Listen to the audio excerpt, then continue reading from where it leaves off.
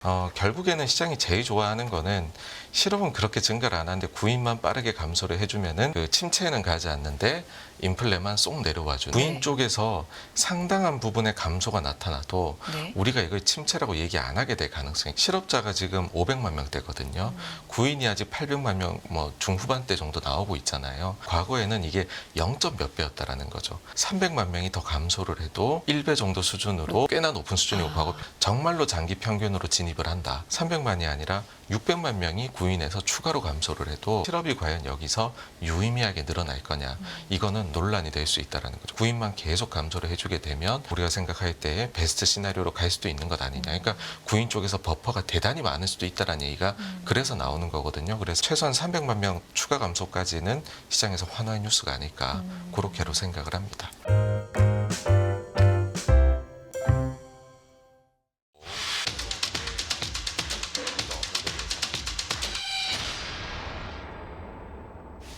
네, 86번가 정광우 대표 나와 계십니다. 안녕하십니까? 네, 안녕하십니까. 네. 지난번에 말씀해 주신 것처럼 잭슨홀 미팅이 무사히 넘어갔고요. 오히려 거기서 이제 힌트를 좀 많이 얻었던 것 같아요. 앞으로 시장에서는 이런 걸 봐야 되겠구나. 이런 힌트를 얻었는데 당장의 간밤만 해도 그거대로 이제 중요하게 볼만한 고용지표 뭐 이런 것들 중심으로 시장이 좀 움직였습니다. 오늘 그래서 간밤에 나온 이 고용 데이터 중심으로 자세하게 또 자료를 갖고 와 주셨는데 이거 어제 밤에 지표 나오고 바로 만드신 건가요? 예, 그렇습니다. 네, 그래서 한번 요 자료를 봐주시면은요. 아주 일단 따끈따끈한. 네, 전체적으로 봤었을 때는 연준의 큰 고민 중에 하나를 덜어줄 만한 구인 데이터가 나온 것이 아니냐라고 네. 생각을 합니다. 그러니까 제일 최근에 있었던 지난주 금요일 날에 잭슨홀 파월 의장의 연설 내용 중에 이런 부분이 있습니다. 그러니까 최근 수십 년 동안의 인플레이션이 노동시장 긴축에 더 민감하게 반응하는 증거가 있다라는 건데 이거는 뭐 무슨 얘기냐 하면은 이번에 인플레이션이 엄청 높게 일어났는데 그게 노동시장하고 굉장히 밀접한 그러니까 노동시장의 강도하고요 있는 것 같다. 물론 그 뒤에 바로 뒤에 이 같은 변화가 향후에도 지속될 수도 있고 아닐 수도 있다. 뭐 이렇게로 부연을 붙여가지고서 빠져나갈 구멍을 만든 거긴 한데 네. 근데 어쨌든 노동시장이 인플레이션에 최근에 보면은 민감하게 반응하는 그런 곳이었다라는 거고 그러면서 그 이제 본인의 의견을 뒷받침해 줄 수 있을 만한 자료로 그 이제 MBER에서 최근에 발표한 자료를 하나를 링크를 걸었더라고요. 네. 그래서 그거를 보시게 되면은 그 주요 내용이 어떤 것이냐 했을 때 노동시장의 타이트함, 그러니까 위에 파란색으로 보이시는 것이 노동시장의 타이트함이고요. 그 다음에 밑에 빨간색이 그 소비자 CPI, 소비자 물가지수 흐름이거든요.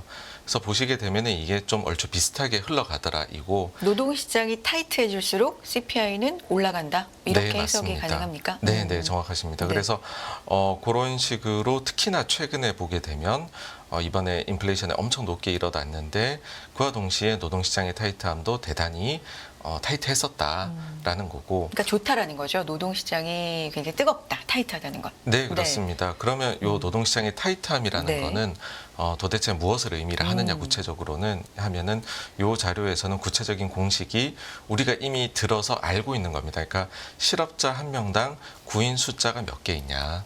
라는 거거든요. 네. 그래서 지금 보시게 되면 구인이 간밤에 나왔잖아요. 네. 그러니까 그것이 요거 계산에 영향을 주는 요소라는 거고 위에 파란색을 보시게 되면은 이 데이터가 지금 평균적으로는 이게 한 뭐 0.5에서 0.6 정도 사이를 움직여요. 근데 그 최근에 보시게 되면은 거의 한 2 정도까지 올라갔었거든요. 네. 그러니까 보통은 일자리가 노동자보다 그 적은 상황이 이어지는.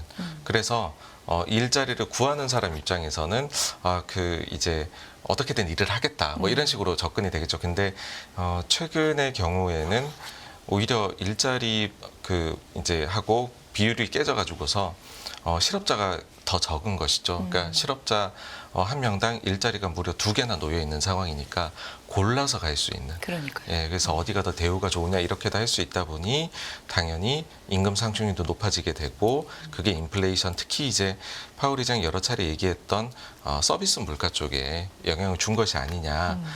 라고 얘기를 해왔던 것이죠. 네. 그러면은 우리가 이제 원론적인 입장으로 돌아가서 네. 이 노동시장의 타이트함 저 계산 공식대로라면 이걸 감소시킬 수 있는 그러니까 지금은 워낙에나 인플레이가 높은 게 문제였다 보니까 그러니까 엄청 차가워지자가 아니라 과거 정도 평균 정도의 우리가 물가에 돌아가려면 노동시장의 타이트함은 없어져야 될 텐데 네. 그런 그 타이트함을 감소시킬 수 있을 만한 저 공식에 따르면 방법은 뭘까 해보면 세 가지가 나옵니다.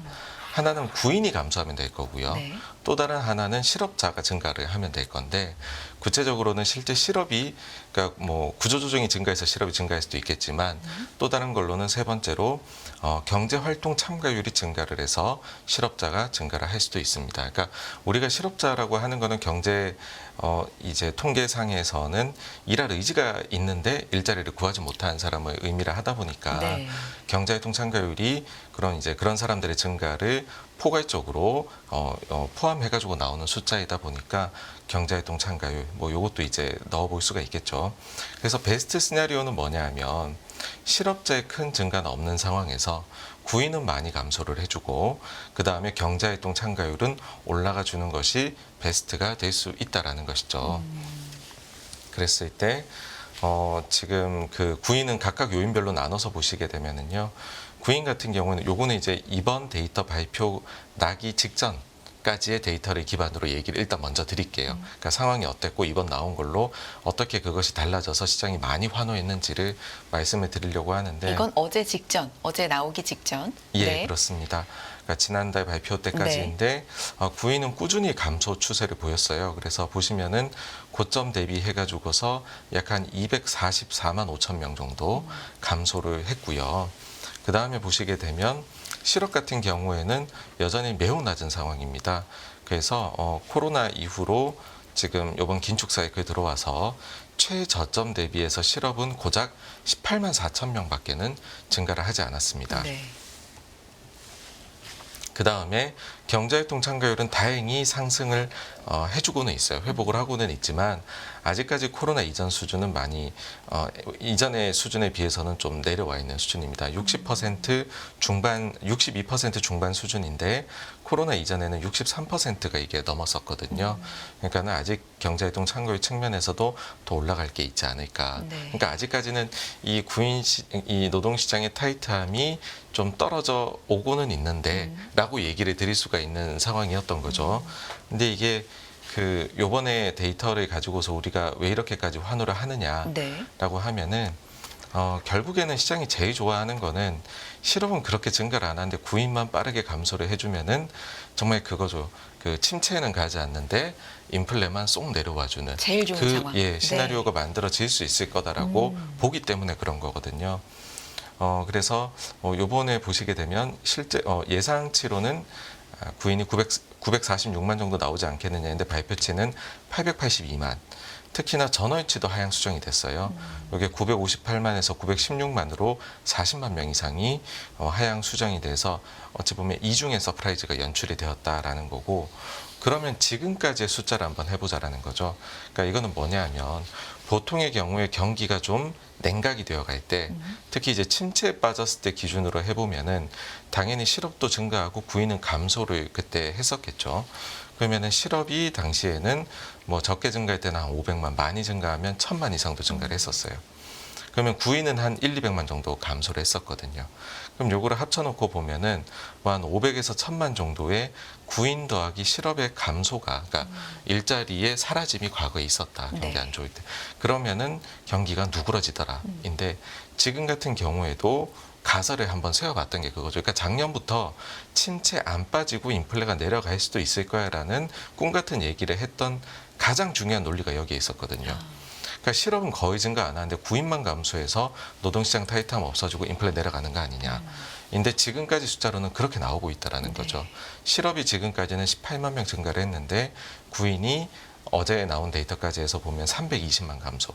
그래서 약간 340만 명 정도의 그 노동시장의 타이트함이 사라졌다라는 것이고 여기에서 그런 의문이 드실 수가 있어요. 아마 그 질문 해주실 것 같은데 이게 그렇다고 너무 빠르게 감소하면 또 안 좋은 거 아니냐. 침체 위기가 또 예. 네네. 그런 네. 말씀을 해주실 수도 있을 것 같은데, 그러니까는 지금 버퍼가 굉장히 많다라는 말씀을 드리고 싶어요. 버퍼가 많다는 건 그러니까는 구인 네. 쪽에서 상당한 부분의 감소가 나타나도 네. 우리가 이걸 침체라고 얘기 안 하게 될 가능성이, 그런 상황 이 아닌 그렇지 않은 상황이 실제로는 벌어질 가능성이 높다라는 것이죠. 왜요? 왜냐하면은 구인이 지금 2배까지 실업자 대비 올라갔었잖아요. 근데 과거에는 이게 0. 몇 배였다라는 거죠. 지금 1배 수준으로 내려오는 거까지 계산을 해보면 실업자가 지금 500만 명대거든요. 구인이 아직 800만 명, 뭐 중후반대 정도 나오고 있잖아요. 그러니까 여기에서 아직 300만 명이 더 감소를 해도 여전히 1배 정도 수준으로 높다. 예, 이게 꽤나 높은 수준이고 아. 과거 평균으로 치면 정말로 장기 평균으로 진입을 한다라고 해버리면 0. 몇 배로 가면 300만이 아니라 600만 명이 구인에서 추가로 감소를 해도 이걸 가지고서 실업이 과연 여기서 유의미하게 늘어날 거냐, 이거는 논란이 될 수 있다라는 거죠. 꼭 그렇지 않을 수도 있지 않느냐라는 상황이 될 수 있다라는 겁니다. 그러니까 이거 자체가 기반하는 거가 뭐냐 하면 코로나 이후에 일할 사람이 대단히 없어진, 그러니까 파이어족도 늘어났었고 이민도 받지 않고 여러 가지 복합적인 이유로 사망자도 증가했고요. 그래서 구인 일할 사람 부족해가지고서 비율이 깨졌다는 얘기를 하잖아요. 그러니까 이게 어느 정도까지 그러면 과거 평균까지 갈지 아니면은 그것보다는 좀 더 높을지 어느 수준으로 구인이 안착될지 모른다라는 거죠.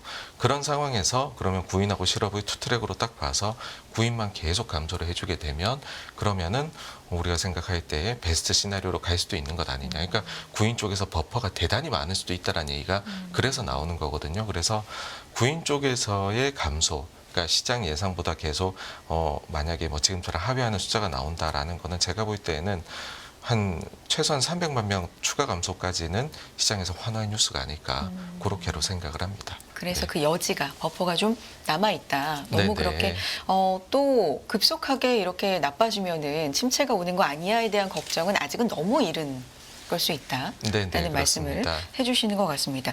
그래서 이 영향을 받아서 간밤에 달러화 같은 경우는 연중 최고치를 하고 장중 반락을 하기도 했고 또 뭐 채권 금리도 좀 어제는 크게 하락을 했거든요. 이 모든 것들이 그러니까 사실 요즘에 경제 재가속 이론이 굉장히 좀 논란이 있었잖아요. 맞습니다. 뜨거웠잖아요. 네. 이 부분에 대해서 좀 안정시킨 흐름이라고 볼 수 있을까요? 간밤에는? 네, 최근에 금리 상승을 이끌고 있는 또 큰 요인 중에 하나가 경제가 재가속화되는 거 아니냐, 네. 이 논리이거든요.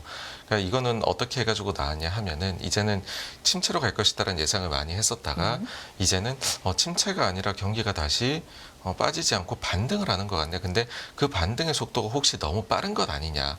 그렇게 되면은 인플레가 다시 창궐하지 않겠느냐. 그렇게 되면 금리는 많이 높아져야 될 수도 있다. 그러니까 더 높은 금리가 더 오랫동안 가야 될 수도 있다. 이 논리가 되는 거거든요. 네. 그리고 거기에 핵심으로 들어오는 게 두 가지가 뭐 사실은 하나라고 볼 수 있는데 그 소비 지난 7월달에 소매 판매 데이터가 너무 잘 굉장히 나왔다는 좋았다. 거고요. 네. 그러면 미국의 GDP 경제 자체가 소비에 굉장히 의존을 하는데 미국 GDP도 잘 나오지 않겠느냐. 특히나 사람들이 많이 보고 있는 그 GDP 나우 같은 네. 경우에도 보시게 되면 3분기에 지금 무려 5.9% 예상치가 나와 있거든요. GDP 이게 성장률이요. 얼마나 높은 거예요? 5.9면은? 그러니까 지금 체감으로. 시장에서 그러니까 5.9라는 거는 이제 네. 코로나 직후에나 봤었던. 그러니까 이거는 앞에 뭐 마이너스가 크게 나야지 5.9 정도가 나올 수 있지. 사실 미국의 경우에는 지금 연준 위원들이 보시게 되면 점도표를 찍잖아요. 그때 경제 전망을 할 때 보면 장기적으로 봤을 때 미국 경제의 잠재 성장률은 한 1.7에서 2%이다. 이 정도로 보고 있거든요. 그럼 근데 5.9면 아득히 넘어서는 숫자가 되는 것이죠. 다만 근데 여기에 대해 가지고서는 논란의 여지가 좀 있어요. 네. 왜 그러냐 하면은 좀 이게 튀는 숫자로 높다라는 것이죠. 그러니까 3분기가 2분기보다 더 가속화가 될 거는 그래 보인다라고도 여겨요. 근데 저희 때 수치 자체가 가령 예를 들어서 지금 시장에서 평균적으로 보고 있는 거는 1% 중후반 정도로 보고 있다는 거죠. 근데 GDP 나오는 너무 높다라는 거고, 그 다음에 한 가지 또 생각해 봐야 되는 거는 4분기에는 그 이후에 감속으로 보고 있어요. 그러니까 어쨌든 긴축을 많이 해왔고, 최근에 보시면은 미국의 은행 데이터에서 그런 이제 대출 같은 것들도 좀 많이 슬로우해지는 게 나타나거든요. 결국에는 시차를 두고 경제에 영향을 미치는 것 아니냐. 그러면은 4분기는 3분기보다 성장률이 떨어질 것이다. 그러니까는 3분기를 보고서 재가속화된다라고 얘기하기 어렵지 않느냐. 그 마지막으로는 소매 판매 데이터가 7월에 잘 나온 것에 이례적인 요인이 들어간 게 아니냐. 그러니까 예를 들면은 7월 달에 보시게 되면은 7월 초에 연휴 시즌이 있었어요. 근데 작년까지만 해도 어쨌든 그 위드 코로나라고 해도 이게 100% 위드 코로나의 효과를 낼 수가 없었다라는 거죠. 왜냐하면 항공편이나 이런 데선 여전히 공급망 교란이 나타나고 있었다 보니까. 근데 이번엔 그게 다 풀려서 소비가 더 잘 된 것처럼 그때 보이는 것 아니냐.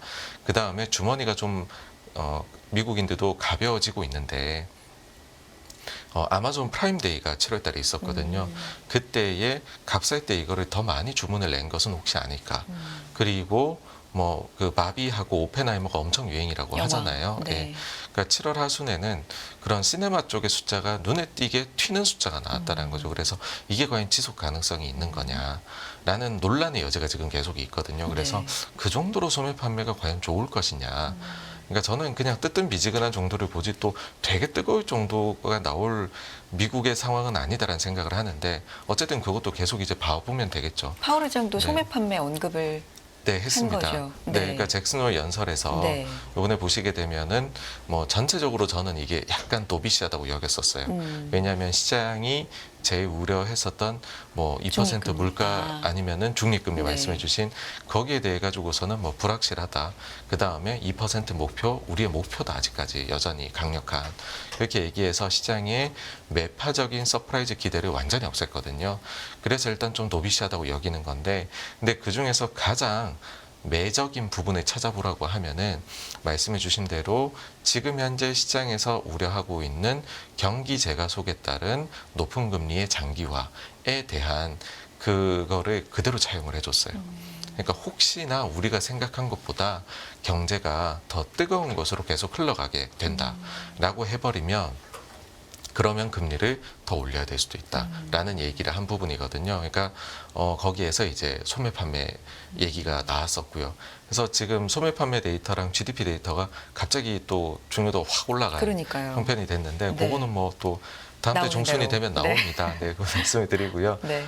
추가적으로 구인에 대해 가지고서 요게 가지고 오는, 이걸 가지고서 우리가 또 알 수 있는 여러 가지 부수적인 것들이 있거든요. 그러니까 어떤 건가요? 간밤에 네. 사실 보시게 되면은 가격 반영이 좀, 아니 요거 데이터 하나 가지고서 이렇게들 금리하고 움직이나 싶으실 수도 있을 것 같아서, 네, 그래서 요걸 한번 자료를 봐주시면은요. 네.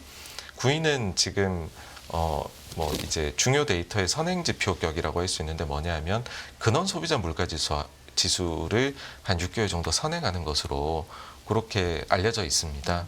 그래서 구인이 떨어져 내려간다는 건 향후에 이제 많이 걱정들을 하는 근원 물가가 안정화될 수 있다라는 것이고, 사실 이게 논리상으로는 맞는 것이 근원 물가 쪽에서 서비스 물가가 차지하는 비중이 또한 크다 보니까는 구인 자체가 그런 서비스 물가에 영향을 미치는 노동시장의 강도를 나타내는 지표이니까, 요것이 내려간다는 거는 근원 물가 안정에 기여 충분히 할 수 있는 걸로 우리가 뭐 논리적으로도 받아들일 수 있지 않을까. 그래서 근원 물가 안정, 그러니까 이 지표가 그래서 중요한 거거든요. 네.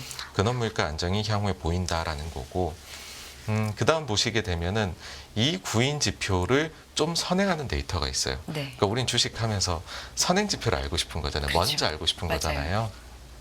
근데 요거는 여러분들이 어디서 보실 수 있느냐면, 이제 구인구직 사이트인 인디드를 들어가 보시면 인디드 자포스팅 인덱스라는 게 있거든요.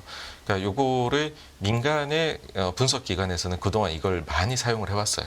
그러니까 구인 데이터가 좀 느리게나 한 2달 정도 느려요. 그러니까 지금 그 데이터 나오는 데에 우리가 좀 중요도는 높은데 시성이 떨어지면 다른 걸 참 보고 싶잖아요. 근데 2달 가까이 시차가 나다 보니까 다른 걸 찾아보자인데 그랬을 때 매주마다 실시간으로 나오는 게 이 인디드의 잡 포스팅 인덱스거든요. 아, 매주? 네, 매주 네. 나옵니다. 그러니까 한 2달 가까이 빠르다라고 볼 수가 있고, 네. 근데 민간에서는 이걸 많이 사용하는데 과연 연준 위원들도 볼까 싶었는데 이번에 보면은 최근에 지난주에 이제 지역 연은에서 자료가 하나 나왔는데 거기에 보시게 되면 이 2가지를 비교를 하면서 굉장히 이 그 코릴레이션이 높다라고 자료를 냈더라고요. 그래서 그렇다라고 하면 이건 진짜 대놓고 얘기를 해도 되지 않을까.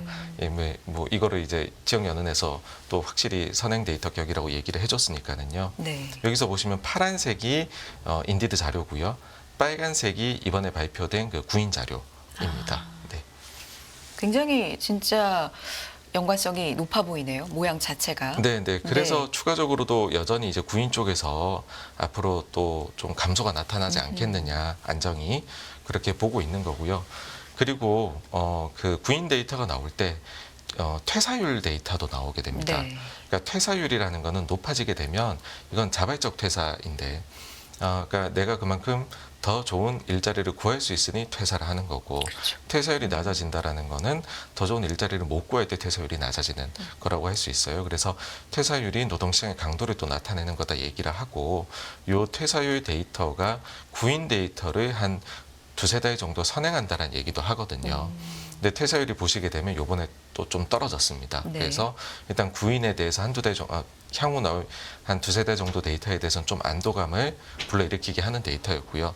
또한 이것이 뭐에 영향을 미치냐 하면 뭐 어떤 부분에 대해 가지고서 선행 데이터 격이냐 하면은 평균 시간당 임금. 아, 네, 이번 금요일에 월간 고용 보고서가 나오게 되지 네. 않습니까? 근데 거기에서 사람들이 제일 관심을 가지는 것 중에 하나가 인플레하고 연관이 깊은 시간당 임금 상승률이 어떻게 흘러가느냐인데 요거의 선행 데이터격인 것이 바로 퇴사율입니다. 여기 한 반년 정도 빠른 걸로 그렇게 알려져 있거든요. 근데 그 데이터가 지금 좀 내려가고 있다 보니까는 그러면은 시간당 임금 쪽에서도 좀 안정화가 나타나지 않겠느냐라는 식으로 데이터가 해석이 요번에 될 수 있게 나왔다라는 거죠. 네. 그러니까 지금 사실 제가 봤을 때는 뭐 거의 그러니까 그 여기에 큰 헤드라인에도 제가 타이틀을 달았듯이 이렇게 되면 큰 고민을 정말 연준의 거를 덜어줄 수 있을 만한 그런 구인 데이터이지 않았을까. 예, 그렇게로 보입니다. 그 큰 고민이라고 한다면 아까 말씀하신 재가속. 그래서 금리를 더 올려야 되고 오래 가고 뭐 이런 식의 고민을 좀 덜어줬다. 이렇게 볼 수 있을까요? 맞습니다. 결국에 그래서 좀 인플레 쪽에서 안정화가 될 수 있는 네. 신호가 보인다라는 거죠. 네. 네. 고용 지표 뭐 하나는 아닙니다. 굉장히 중요한 고용 지표긴 하지만 어쨌든 이게 금리를 이 정도까지 움직이고 뭐 시장을 움직이고 이럴 만한 일인가 했는데 여기에 숨어 있는 뜻이 굉장히 많고 이게 앞서서 자료에서도 보여주셨지만 향후에 근원 물가 안정까지도 시사를 하는 바기 때문에 굉장히 좀 간밤에는 중요하게 작용을 한 것 같습니다. 파월 연준 의장이 데이터를 앞으로 더 보겠다라는 걸 아예 방점을 찍은 거기 때문에 계속해서 이 데이터 중심으로 시장도 그렇고 뭐 움직이겠습니다. 어떻게 보십니까? 네, 네. 시장에서 좀 겁을 많이 냈었다라고 저는 생각을 합니다. 그러니까 잭슨 홀이 특히 작년도가 보시게 되면은 워낙에는 매파적인 서프라이즈를 연출을 했기 때문에 네. 이번에도 혹시 그러지 않을까. 왜냐하면 작년은 파월 의장이 사실은 자리에 나타나주기만 하면은 그날은 증시가 올랐었어요. 언제냐 하면은 잭슨 홀 전까지만 해도요. 근데 잭슨 홀 때부터 완전히 달라졌고 그 이후에 약세장이 들어가고 있던 게 정말로 폭락으로 변했거든요. 잭슨 홀 이후 한 20% 정도 시장이 더 빠졌었으니까. 그래서 이번에도 대단히 이제 그런 생각을 하는 거죠. 그럼 여기서 더 매파적으로 나오려고 하면 뭐가 나와야 될까? 그러다 보니까는 저는 2%뭐 물가 목표제도 혹시 바꾸는 거 아니야? 뭐 이런 그런 예상까지도 나오게 된 게 아닌가라고 봅니다. 근데 그런 것들은 전혀 없었고 결국에는 그 이제 데이터 계속 나올 건데 여기에는 데이터가 사실 경기라는 것이 시차를 반영해가지고서 반영이 될 수 있는 부분도 있고 인플레도 디스인플레가 나타났는데 이것도 좀 봐야 되겠고 그러니까 어쨌든 연준 입장에서는요 제가 볼 때는 그 긴축은 세 단계가 있다라고들 하는데 첫 번째가 인플레가 너무 높을 때 금리 인상 속도를 대단히 빠르게 가져가는 거. 이 단계는 끝이 났죠. 네. 두 번째로는 최종 금리를 찾아가는 과정에서 0.25씩 조금씩 올려나가는, 때때로는 어느 달은 쉬었다 가기도, 안 올려가기도 하고 그런 식으로 가는 지금의 2단계. 근데 3단계는 최종 금리에 도달하고 나서 그 다음에 그거를 어느 정도 긴 기간까지 끌고 갈 건지. 그러니까 이 2단계, 3단계 중간, 저 2.5단계라고 보거든요. 그러니까 그 사이에서 데이터를 총체적으로 판단을 하겠다라고 여러 차례 얘기를 했어요. 그런데 시장에서는 사실 이런 식으로 하나하나 나올 때마다 아주 폭력적으로 움직입니다. 특히 제가 볼 때는 제일 이번에 폭력적으로 움직인 게 소매 판매였다고 생각을 하거든요. 그래서 너무 사실 하나하나에 저희가 투자자분들께서 이렇게 보실 필요는 없고, 전체적으로 지금 여전히 선행 데이터들은 추가적인 안정을 얘기를 하고 있습니다. 그러니까 요 부분에 좀 방점을 찍어가지고서 일단은 지금 선행 데이터에서 그렇게 올라오는 것은 보이지가 않는다. 그러면은 데이터 중에서 이럴 때는 조금 저는 오히려 그렇기 때문에 시장에 대해서 좀 낙관 편향을 가지고 데이터들을 봐도 되지 않을까. 근데 이게 만약에 부정적인 게 뭐 선행 지표도 그렇고 다 점점 또 쌓여 나가기 시작을 하면은, 그러면은 생각이 바뀌어야 되겠지만은 사실 지금으로서는 그런 거는 전혀 보이지가 않거든요. 그래서 저는 일단 기본적으로는 그런 생각을 가지고 보고 있다라는 거를 다시 한번 말씀을 드리고 싶습니다. 낙관 편향적으로 좀 봐도 좋을 만한 지표들이 계속 확인되고 있다. 네, 네. 라는 결론이었습니다. 남아있는 이 짧은 시간 동안에는 잠시 요 얘기 좀 해볼까요? 그렇다면 미국이 이렇게 어쨌든 잭슨홀 이후에 조금은 뭐 짧은 시간 확인이지만 긍정적인 쪽으로 분위기가 좀 가고 있는 듯하고, 중국 쪽에서도 하루하루 부양책이 계속 나오거든요. 이렇게 간다면 우리 시장에도 좀 긍정적인 영향이 있을까요? 어떻게 보십니까? 네, 저는 뭐 미국 쪽에서 결국 투자자들이 엄청 우려를 했던 것들이 계속 하나씩 지금 저는 격파가 되어가는 과정 같거든요. 그러니까 가령 예를 들어서 엔비디아 실적이 안 좋으면 어떡하지? 그 다음에 잭슨홀이 혹시나 문제가 되면 어떡하느냐? 그 다음에 뭐 이런 그 구인 같은 고용 데이터가 나쁘면 어떡하냐? 그다음 GDP 2차 수정치 나올 텐데 그거 뭐 말도 있을 거고, PC 물가도 얘기할 거고요. 그 다음에 가면 또 CPI도 얘기를 할 거고, 소매 판매 나올 거고, 그러고 나면은 9월 FOMC 회의가 있거든요. 그러니까 여기까지는 계속 많네요. 얘기를 네. 할 거라는 생각은 해요. 근데 그게 하나하나 해소가 되어가는 과정이지 않을까. 그럼 당연히 뭐 우리 시장에도 좋을 거다라고 보고요. 네. 그리고 중국 같은 경우에도 정말로 그 정책을 계속해서 내고 있는데 그 저는 이게 결국은 모여가지고서 긍정적인 효과를 낼 거라고 생각을 해요. 다만 이제 투자자들은 그게 있겠죠. 데이터로 확인을 하고 싶다. 눈에 보이는 거에서 정말로 이로 인해 가지고서 좋아지는 게 있는지를 확인하고 싶다인데, 당장에는 우리가 봐야 될 거는 제일 우려했던 거, 부동산에서 어마어마한 리스크가 발현되지 않을까. 그러면은 그 컨트리 가든 같은 경우에 9월 초까지 지금 대출 관련해 가지고서 큰 건이 남아 있거든요. 요거 재조정에 대해 가지고서 회의가 열리는데 그게 8월 말에 있습니다. 그게 넘어가게 되면 제가 볼 때는 일단 큰 리스크는, 큰 선은 하나 넘어간 걸로 보지 않을까라고 생각을 합니다. 알겠습니다. 여기까지 듣도록 하겠고요. 건강 잘 챙기시고, 네, 대표님 다음 시간에도 또 좋은 얘기 부탁드리겠습니다. 86번가 정광호 대표 함께했습니다. 고맙습니다. 감사합니다.